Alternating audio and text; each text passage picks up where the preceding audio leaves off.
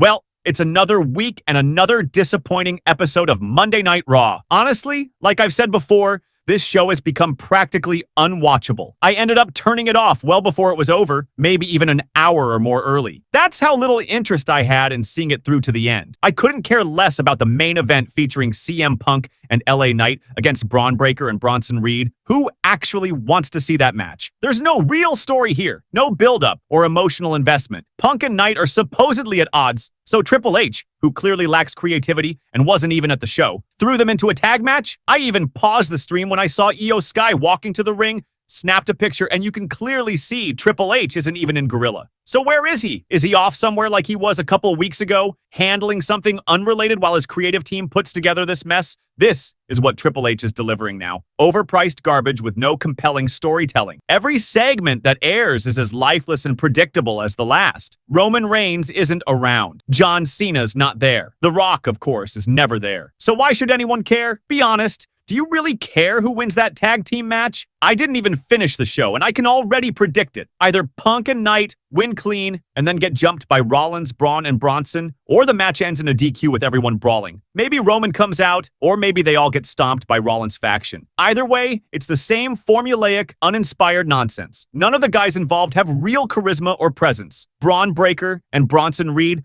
barely have voices in this feud. That said, at least Bronson is trying something different with his character. During Paul Heyman's promo, fans were even chanting Shula Fala, which shows Reed's gimmick has at least some personality and humor. Braun had his one funny line, calling Punk and Knight 100 years old combined and saying they couldn't take him. That was mildly entertaining, but outside of that, neither of them has much depth. They gave Bronson a video package to highlight his character, but Braun Breaker didn't get the same treatment, probably because he doesn't really have a character beyond yelling and looking intense. It's hard to buy into him as the future of WrestleMania main events when there's nothing layered or interesting about him. One week it's Rollins who's the future, then Bronson, then Braun, then Rollins again. Then Heyman says someone else is the future. It's all over the place. It's like every other segment introduces a new future star, and it's impossible to take seriously. This show is creatively bankrupt. There's no passion behind it. And the worst part? Triple H isn't even there to steer the ship. So who's writing this stuff? Triple H seems to be phoning it in from somewhere else while his friends handle the show, and it shows. It deserves criticism. Remember when WWE used to show those walkouts from Gorilla to the stage? That was their new editing style last year. Now they don't do that anymore, probably because Triple H isn't even backstage to appear in those segments. He might be embarrassed or just doesn't care enough to show up. I hate to be that guy, but I have to mention the recent release of Karrion Kross and Scarlett. There was some buzz on Twitter about how tonight in Quebec we rise, and fans saying they wanted Kross back. But honestly, I didn't hear any "we want Kross" chants during Raw. Not a single one. Maybe I missed it, since I shut the show off early, but still. Compare that to the "we want R-Truth" chants that happened at multiple shows after he got released, which actually led to his return. There doesn't seem to be that same level of passion or demand for Kross. To be fair, they weren't in the US for this show, so maybe things would be different in a different market. But from what I saw, it seems like people have already moved on. So yeah, that's pretty much where I left off. Like I mentioned earlier, I turned the show off about an hour before it ended. I stopped watching right after Roxanne Perez pinned Io Sky. Think about that. Just recently, IYO was the women's world champion. She had maybe 2 title defenses in 3 or 4 months, both against the same person, Rhea Ripley. It was the same match over and over. Now, all of a sudden, IYO drops the title and is back wrestling only to lose to Roxanne via a roll-up? When's the last time you saw Rhea Ripley lose a clean singles match without a title involved? Pretty much never. Triple H protects the people he cares about. Everyone else? Doesn't matter how talented they are, he'll have them get rolled up and pinned like it's nothing. You could have been champion last week. Doesn't matter. Take this loss. That's the booking logic we're working with. But I'll talk more about that later. Right now, let's just focus on what I did watch. This show sucks. Plain and simple. There's really nothing worth breaking down from the opening segment. CM Punk came out and repeated the same stuff he's been saying since his return. I have a Seth Rollins problem. Seriously, man? We've heard this exact promo for the past year and a half. No new angle, no evolution, just the same recycled feud. And what's worse, we've literally seen Punk and Rollins on WWE Unreal shaking hands and talking through their matches. So the beef feels even more fake and forced now. It's exhausting. Week after week, Punk, Rollins, and everyone around them just do the same things with no fresh ideas. Can we get something new? Some creativity? Anything with actual depth or storytelling? Apparently not. Instead, we get Punk coming out saying he's more motivated than ever to become world champion. He even says, "I'm going to take back that title," referring to the championship he never technically lost.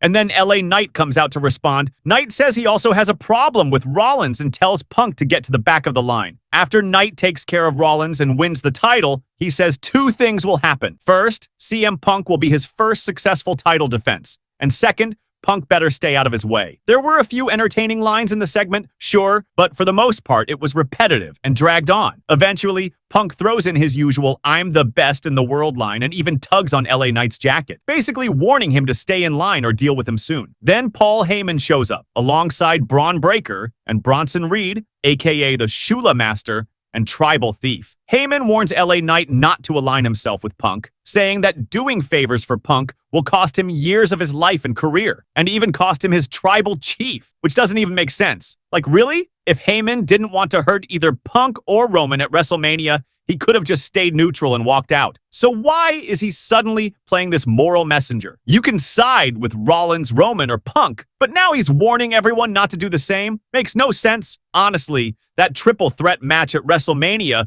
will go down as one of the most pointless in history. Fans may praise it for having some great spots. And yes, in terms of in-ring action, it was fun. But as far as storyline and build-up go, it was garbage. The entire feud leading up to it was weak. Sure, you might enjoy a few cool clips from it here and there, but if you actually think it told a compelling story, I don't know what to tell you. So anyway, after all of that, Heyman announces a tag team match. Braun Breaker and Bronson Reed versus CM Punk and LA Knight. Then you get the usual back and forth. LA Knight says, "Hey, you don't speak for me." Punk replies, "No, you don't speak for me." They both go back and forth like, "You're doing the tag match." "No, you're doing the tag match." Just childish and tired writing. That's when I turned the show off. I had enough. So yes, the main event was set. CM Punk and LA Knight versus Bronson Reed and Braun Breaker. But by that point, I was already checked out. Once again, I'm just exhausted by the lack of creativity and storytelling in WWE right now. There's no sense of structure, nothing engaging, nothing fresh or exciting. Triple H, who should be leading creative with purpose, seems to have completely run out of ideas. So what do we get? A bunch of meaningless, thrown together tag matches that go nowhere. Remember Bad Blood last year? We had Cody Rhodes and Roman Reigns teaming up against Jacob Fatu and Solo Sikoa, and it was for absolutely nothing. The only point of that match was to bring The Rock out at the end and to have Roman Reigns wrestle again. That was it. Jimmy Uso returned too, but even that led nowhere. Then at Crown Jewel, we got another forgettable six-man tag. Jay, Jimmy, and Roman versus Solo, Jacob Fatu, and Tama Tonga. No story, no consequences, nobody cared. Same thing with the triple threat at WrestleMania. Roman versus Rollins versus CM Punk. It didn't matter who won. If Roman had won, what would have changed? If Punk or Rollins had won, what difference would it have made? Punk and Rollins were already chasing world titles with or without that match, and Roman didn't need the win to maintain his spot. In fact, Rollins had already been world heavyweight champion for over a year before Paul Heyman even joined him. So Heyman's presence added nothing meaningful. His involvement in Rollins' career arc didn't shift anything. That's why the whole dynamic with this new faction just falls flat. It's forced, it's hollow, and it doesn't change the landscape. Even looking at what happened over the summer, John Cena and Logan Paul tagging against Jey Uso and Cody Rhodes, none of it made sense. It was reversed just a few weeks later when Cena and Logan were fighting each other on SmackDown. Again, zero consistency, no progression, just chaos. Same thing with the women's division. Bianca versus Rhea versus IYO. Rhea cries her way out of the match and still ends up getting another title opportunity. There's no build, no storytelling logic. Matches are slapped together with no real reason other than to fill time. And why? Because Triple H refuses to make bold, creative choices and take risks. Instead, we get the same tired patterns. What we should be getting is a fatal four-way, LA Knight versus CM Punk versus Seth Rollins versus Roman Reigns for the world title at Clash in Paris. Just picture that match. It would be an absolute banger. Even though Roman once called the World Heavyweight title a B title, that's just typical top guy talk. When Roman holds a title, it becomes the title by default. Whether it was the Universal Championship or the WWE title, Once Roman had it, that belt mattered most. If Roman were to win the World Heavyweight Championship, he'd automatically elevate it and become the undisputed #1 champion in the company again. That's just the reality. The match would also give LA Knight a major opportunity. Imagine Rollins, Roman, and Punk being so focused on each other that Knight slips in and steals the win. That's compelling. That's how you create excitement. That's how you build stars. A match like that on a major international stage with a hot Paris crowd would feel massive. But instead, what are we likely to get? Another pointless triple threat tag team match that means nothing. Why should we care if Punk and Knight can coexist long enough to win a match that doesn't actually get them any closer to their goals? They're both chasing the world title. Winning a tag match doesn't change anything about that. The booking is flat and uninspired. Let's just move on. That brings us to one of the rare highlights of the night, AJ Styles and Dragon Lee versus El Grande Americano, who is actually Ludwig Kaiser in disguise, and Dominic Mysterio. This match was surprisingly good. There were some fun, creative spots throughout. Dom and Ludwig were stuffing fake rocks or metal into their masks and using headbutts as weapons, which added a cheeky little heel tactic. Dragon Lee was on fire. Tons of energy, great athleticism, and the crowd was totally behind him. There was even a wild moment where Dragon Lee got launched off the top rope and disappeared into the side area. It looked insane on camera. The finish saw AJ Styles get rolled up by Dominic after he cheated using the loaded mask. Classic heel finish, but it worked. Now, even though the match was really entertaining,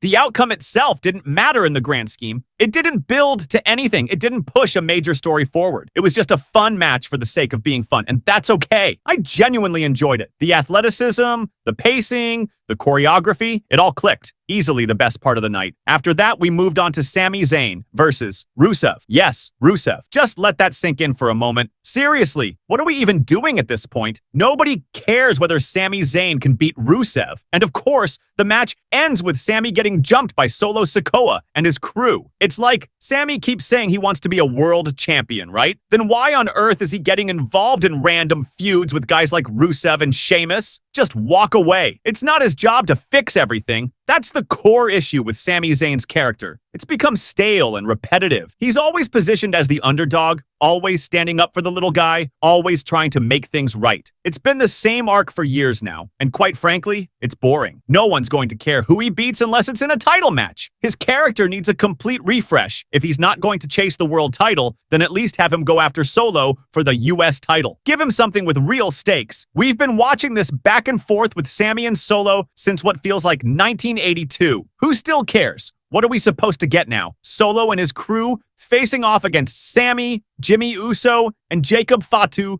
for some half-baked payoff? Come on, it's all just empty storytelling. The match didn't even have a clean finish. It ended in a DQ after Solo, and his lackeys attacked Sami, and then Sheamus and Rusev started brawling like they always do. Moving on, next up was Roxanne Perez versus IYO Sky, which only happened because Naomi wasn't medically cleared to compete. Now, either this turns into a storyline where Bianca Belair attacked Naomi backstage and shows up next week, or Naomi's legitimately injured and will still make it back in time for Clash in Paris. Either way, it doesn't really matter to me. What doesn't make sense is having IYO Sky, who is just women's world champion, get rolled up and pinned by Roxanne Perez. It's disrespectful. If this were Rhea Ripley, Tiffany Stratton, or even Becky Lynch, it wouldn't happen. But IYO, she can just take the loss. Why? And now they're building a feud with Asuka and Kairi Sane turning on IYO. None of this is interesting or compelling. Even if the logic checks out, the story still isn't connecting. The match between Roxanne and IYO was fine. Not bad, but nothing amazing. Still, what was the point? Let me guess. If Naomi had been cleared, it would have ended with Rhea Ripley's theme hitting, "This is my brutality," and her coming out to declare that she's taking back the title she never lost. We've seen this play out before. It's not fresh. It's not exciting. It's just recycled, low-effort storytelling. IYO had real potential for a solid mid-length title reign, but WWE fumbled it. She barely defended the title, and when she did, it was against the same opponent, because Triple H is clearly playing favorites with Rhea Ripley. That's all it is. Anyway, next up we had Becky Lynch versus Maxine Dupree. Honestly, not even worth discussing. Maxine hasn't had a televised match in what feels like a year, and now she's suddenly in the ring with Becky Lynch, only to be squashed in 5 minutes. The whole story of the match was Becky telling Maxine that she doesn't belong, that she's not ready, and then proving it by dominating her. It's your classic rookie versus veteran squash. No twists, no surprises, and to top it off, no Nikki Bella cameo either, even though that was rumored. So, again, what was the point? I've had enough of these throwaway segments. None of it moves anything forward. It's just filler. Finally, we got the main event. Bronson Reed and Braun Breaker, LeBron James Jr.,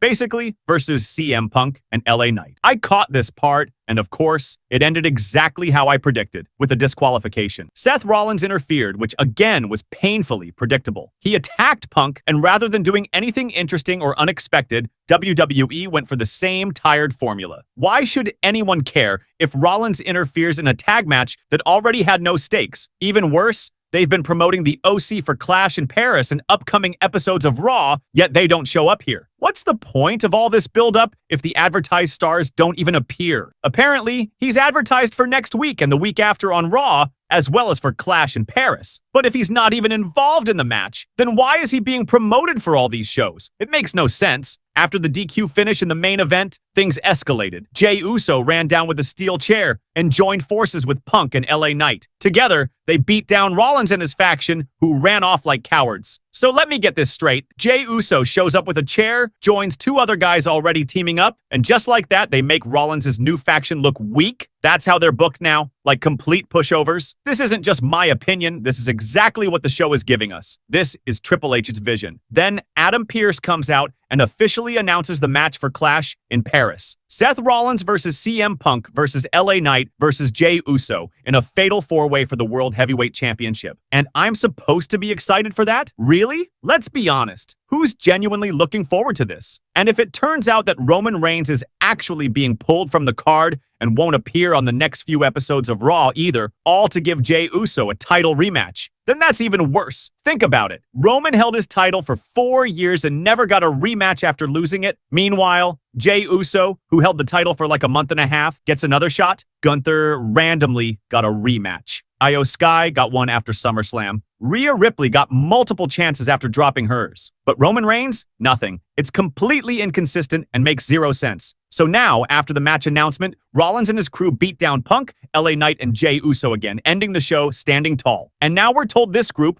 Rollins and his faction, represents the Vision. A vision of what exactly? Absolute power? They're holding the #2 championship, the same title that's been held by Jey Uso, Damian Priest, and Gunther. How is that absolute power? Rollins held this exact belt 2 years ago, and no one said he had power back then. But now, because he has 2 mid-carders backing him up, suddenly it's all powerful, please. This faction is lame. This episode of Raw was absolute garbage. And I'm not exaggerating when I say it's easily one of the worst Raws of the entire year. And that's saying a lot, because most Raws this year have been straight up bad, with maybe a couple of okay ones sprinkled in. This one, definitely bottom tier. Maybe a 2 out of 10 at best. Honestly, it was borderline unwatchable. I turned it off more than an hour before it ended, and that says everything you need to know. The storytelling is all over the place. None of the decisions make any sense. The main events are uninspired, the promos are repetitive, and the overall product just feels lifeless. And the worst part, they're expecting fans to just accept it as good enough. Are you satisfied with this? With the weak storylines, flat characters, and forgettable feuds? Because I'm not. And I think a lot of people feel the same way. Let's stop pretending the product is great when it clearly isn't. Raw is bad. SmackDown is also bad. Most of the PLEs this year have been mid or just straight up awful. A few have been okay at best, but there hasn't been a single one this year that was genuinely great from top to bottom. Same goes for weekly shows. There have been maybe a handful of Raws or SmackDowns that were actually strong, start to finish. Maybe, and that's sad. That's embarrassing. Normally, I'd pin the blame squarely on Triple H, and to be honest, I still do. The guy's lost his touch. But in fairness, I heard he wasn't even backstage for this one. So who knows who's really calling the shots anymore? Anyway, thanks for watching. Hope you're having a great day. Let me know your thoughts on Raw in the comments. And as always, peace out and one.